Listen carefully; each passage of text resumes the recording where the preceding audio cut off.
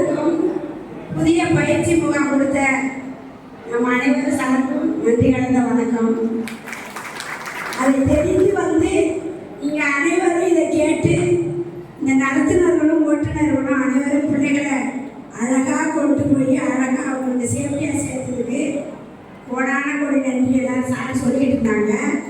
அதே மாதிரி எல்லாரும் ஒத்த பிள்ளைய வச்சுக்கிட்டு தான் காலையிலே இந்த ஆயா தேடி குழந்தைய கொண்டாந்து விடுறாங்க.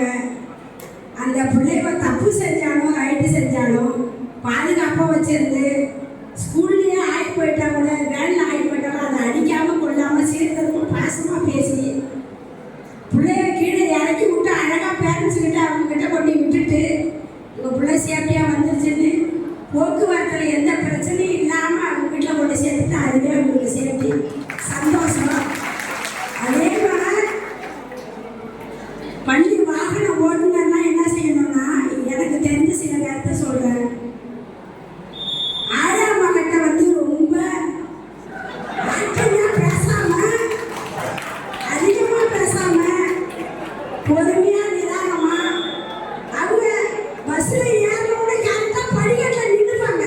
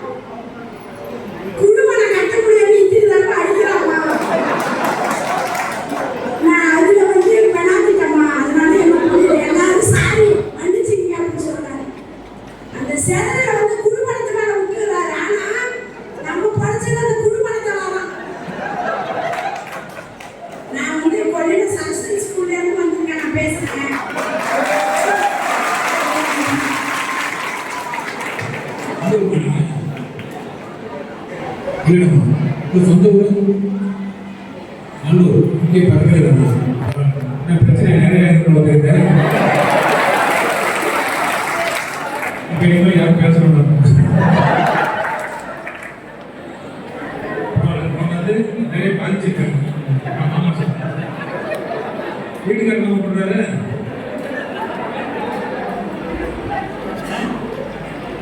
இந்த வீட்டுக்காரர் என்ன பண்ணுறாரு வீட்டோடு இருக்காரா சரி சரி